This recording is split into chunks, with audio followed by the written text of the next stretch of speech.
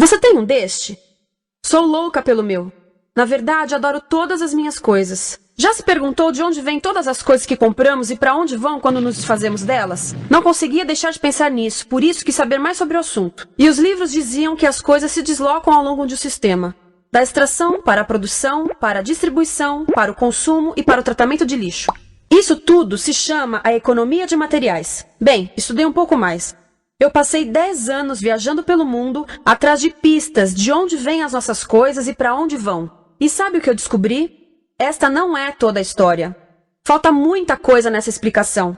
Em primeiro lugar, neste sistema parece que está tudo bem, sem problemas. Mas, na verdade, é um sistema em crise, porque trata-se de um sistema linear. E nós vivemos num planeta finito. E não se pode gerir um sistema linear num planeta finito, indefinidamente. Em todas as suas etapas, este sistema interage com o mundo real. A vida real não acontece numa página em branco.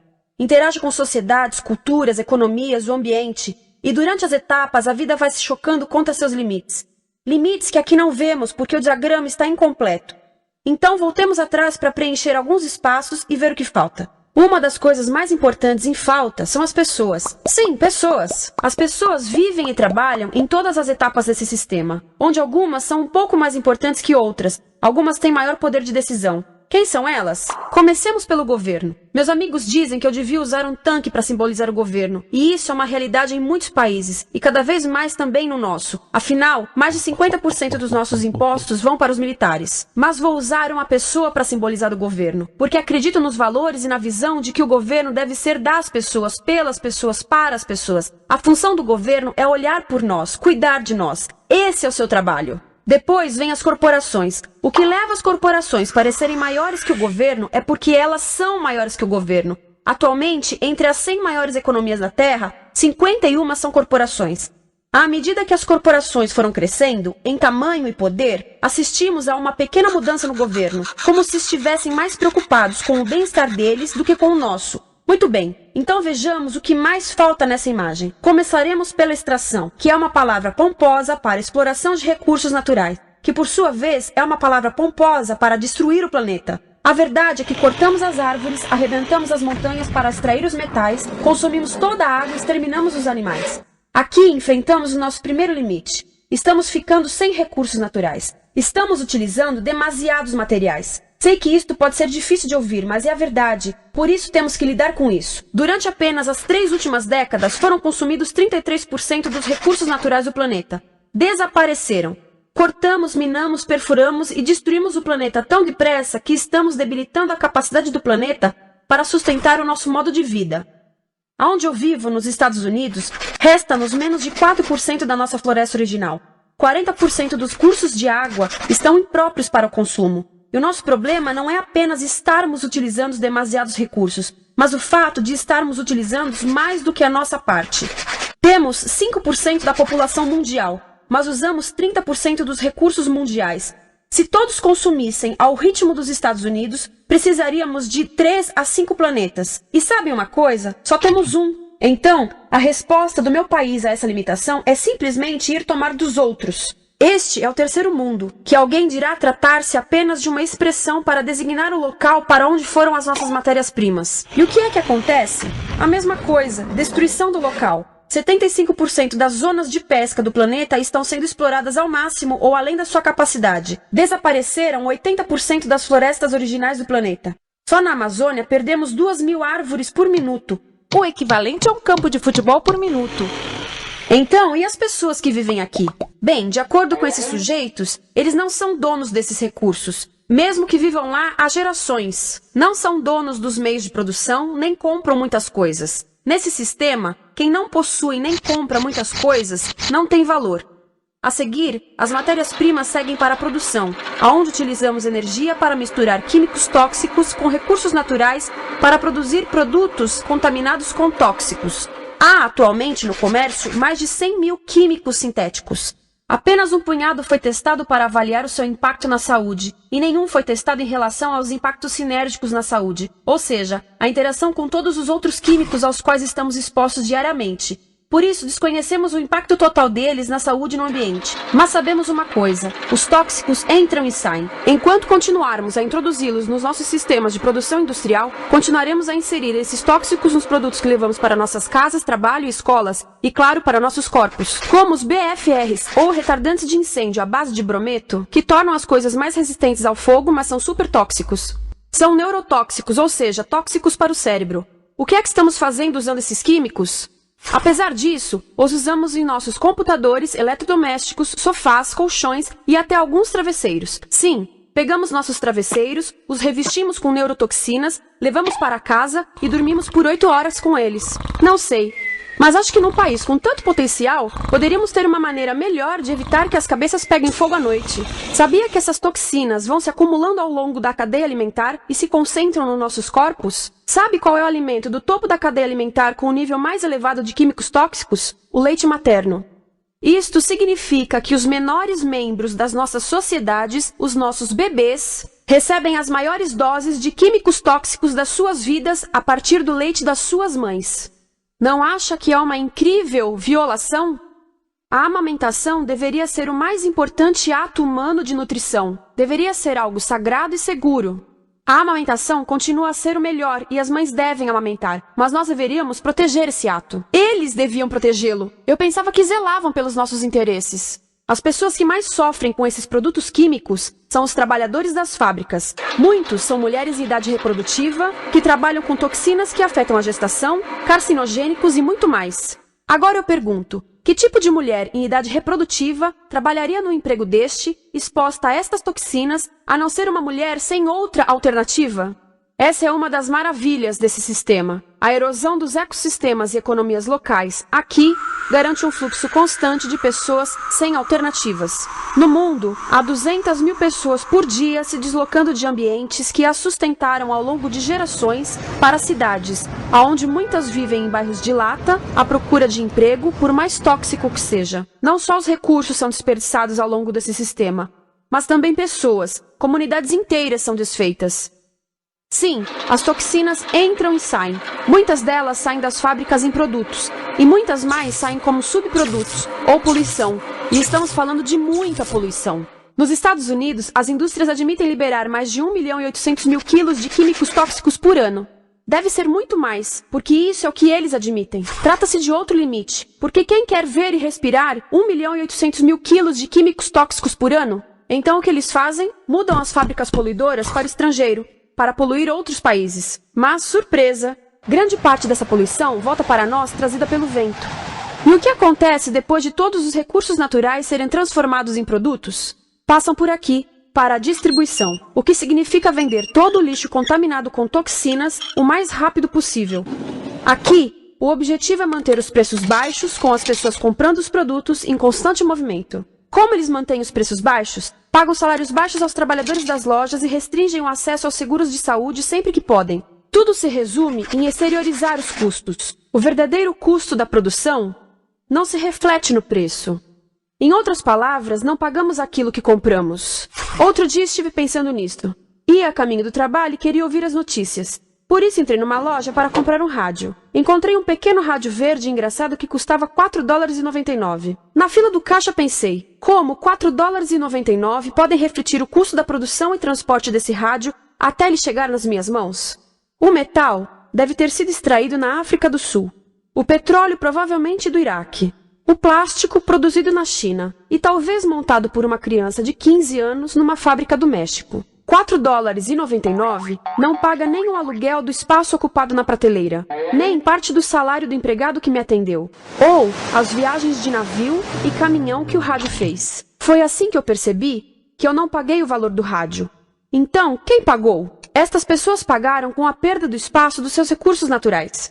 Estas pagaram com a perda do ar puro, com o aumento de doenças como asma e câncer. As crianças do Congo pagaram com o seu futuro, pois 30% delas abandonam a escola para trabalhar nas minas de coltan, um metal que usamos em aparelhos eletrônicos baratos e descartáveis. Estas pessoas pagaram por não ter direito ao seguro de saúde. Ao longo desse sistema, pessoas contribuíram para que eu comprasse o rádio por $4,99. Mas essas contribuições não são registradas por nenhum contabilista. É isto que eu quero dizer com exteriorizar o verdadeiro custo de produção. E isso nos leva à seta dourada do consumo.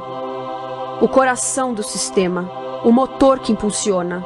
É tão importante proteger esta seta que se tornou prioridade daqueles dois sujeitos. É por isso que após o 11 de setembro, quando nosso país estava em choque, o presidente Bush poderia ter sugerido fazer luto, rezar, ter esperança, mas não, ele disse para fazermos compras. Compras! Nos tornamos uma nação de consumidores. Nossa principal identidade passou a ser de consumidores. Não mães, professores, agricultores, mas consumidores. Nosso valor é medido e demonstrado pelo quanto contribuímos para esta seta. Quanto consumimos. Não é isso que fazemos? Compramos, compramos, compramos. Manter os produtos circulando. E como circulam? Sabe qual a porcentagem dos produtos que circulam através desse sistema que ainda são usados 6 meses depois da venda na América do Norte? 50%? 20%? Não, 1%. 1. Em outras palavras, 99% das coisas que nós cultivamos, processamos, transformamos, 99% das coisas que percorrem o sistema são lixo em menos de 6 meses. Como é que podemos gerir um planeta com esse nível de rendimento? Mas não foi sempre assim. Hoje, o consumidor médio americano consome o dobro que há 50 anos. Pergunte à sua avó. No tempo dela, a boa gestão, a engenhosidade e a poupança eram valorizados. Então, como é que isso aconteceu? Bem, não aconteceu simplesmente. Foi planejado. Pouco depois da Segunda Guerra Mundial, estes sujeitos estudavam a forma de impulsionar a economia. O analista de vendas Victor Lebow articulou a solução que se tornaria a norma de todo o sistema. Ele disse: a nossa enorme economia produtiva exige que façamos do consumo a nossa forma de vida, que tornemos a compra e uso de bens em rituais, que procuremos a nossa satisfação espiritual, a satisfação do nosso ego no consumo. Precisamos que as coisas sejam consumidas, destruídas, substituídas e descartadas a um ritmo cada vez maior. O conselheiro econômico do presidente Eisenhower disse: o principal objetivo da economia americana é produzir mais bens de consumo. Mais bens de consumo? O nosso principal objetivo? Não é providenciar cuidados médicos, ou educação, ou transportes seguros, ou sustentabilidade, ou justiça? Bens de consumo? Como é que eles nos fizeram adotar esse sistema de forma tão entusiástica? Bem, 2 das suas estratégias mais bem-sucedidas são a obsolescência planejada e a obsolescência perceptiva. A obsolescência planejada é uma outra forma de dizer criado para ir para o lixo. Eles fazem as coisas de modo que sejam inúteis tão rápido quanto possível para jogarmos fora e voltarmos a comprar. Isso é óbvio em sacolas ou copos de plástico, mas verifica-se isso em coisas maiores como esfregões, DVDs, máquinas fotográficas, churrasqueiras, quase tudo. Até computadores. Já reparou que quando compra um computador, a tecnologia muda tão rápido que em poucos anos se torna quase um impedimento para a comunicação? Fiquei curiosa e abri um desses computadores para ver o que tinha dentro. E descobri que a peça que se muda a cada ano é apenas uma pecinha no canto. Mas não se pode mudar apenas essa peça, porque cada nova versão tem um formato diferente. Tem que jogar tudo fora e comprar um novo. Estive lendo sobre o design industrial da década de 50, quando a obsolescência planejada começou a aparecer. Esses designers eram muito claros sobre o assunto. Chegavam a debater quão rápido conseguiam que um aparelho avariasse, mas de modo que o consumidor mantivesse fé suficiente para ir comprar outro. Foi tão intencional, mas as coisas não avariam suficientemente rápido para manter essa seta funcionando. Por isso existe também a obsolescência perceptiva. A obsolescência perceptiva nos convence a jogar fora coisas que ainda são perfeitamente úteis. Como fazem isso? Mudam a aparência das coisas. Por isso, se comprou suas coisas há alguns anos, todos percebem que você não tem contribuído para essa seta. E como o nosso valor depende da nossa contribuição para essa seta, isso pode ser embaraçoso.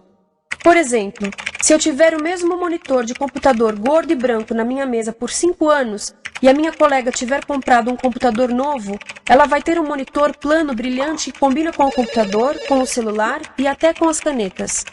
Ela parece estar operando uma nave espacial e eu pareço que tenho uma máquina de lavar na mesa.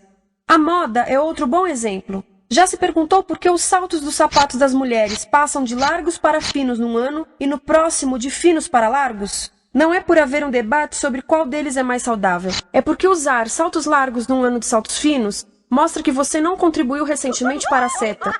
Por isso não vale tanto quanto a pessoa com saltos finos ao seu lado, ou em um anúncio.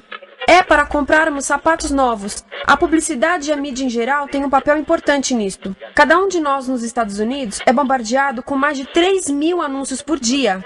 Vemos mais publicidade num ano do que as pessoas há 50 anos viam em toda a vida. Qual é o objetivo de um anúncio, se não nos fazer infelizes com o que temos? Por isso, nos dizem 3.000 vezes por dia que o nosso cabelo está errado, nossa pele, nossa roupa, nossos móveis, nossos carros, nós estamos errados. Mas tudo se resolve se formos às compras. A mídia também ajuda a esconder tudo isto e isto. Por isso, a única parte da economia que vemos são as compras. A extração, produção e envio para o lixo acontecem fora do nosso campo de visão. Por isso, nos Estados Unidos, temos mais coisas do que tivemos antes, mas pesquisas mostram nossa felicidade declinando. Nossa felicidade teve seu pico na década de 50, a mesma época em que a febre consumista explodiu. Coincidência interessante. Acho que sei o porquê. Temos mais coisas, porém menos tempo para o que realmente nos faz felizes. Amigos, família, tempo livre. Estamos trabalhando mais do que nunca. Analistas dizem que não temos tão pouco tempo livre desde a sociedade feudal. E sabem quais são as duas atividades que mais fazemos no pouco tempo livre que temos? Ver televisão e fazer compras. Nós, americanos, passamos 3 a 4 vezes mais tempo comprando do que os europeus. Assim, nessa situação ridícula, vamos trabalhar talvez em 2 empregos, e quando chegamos em casa exaustos e sentamos no sofá novo para ver televisão, os anúncios dizem que não prestamos, então vamos às compras para nos sentirmos melhor. Depois trabalhamos mais para pagar o que compramos e chegamos em casa mais cansados, vemos mais televisão que nos diz para fazermos compras outra vez. E estamos nesse ciclo de trabalhar, ver, comprar, e podíamos simplesmente parar. Então, no final, o que acontece a todas essas coisas que compramos? Nesse ritmo de consumo, não cabe tudo em casa, apesar do tamanho médio das casas ter duplicado nesse país desde os anos 70. Vai tudo pro lixo, e isso nos leva ao tratamento do lixo. Essa é a parte da economia de materiais que conhecemos melhor, porque nós temos de levar o lixo até a esquina. Cada americano produz 2 quilos de lixo por dia, o dobro do que fazíamos há 30 anos.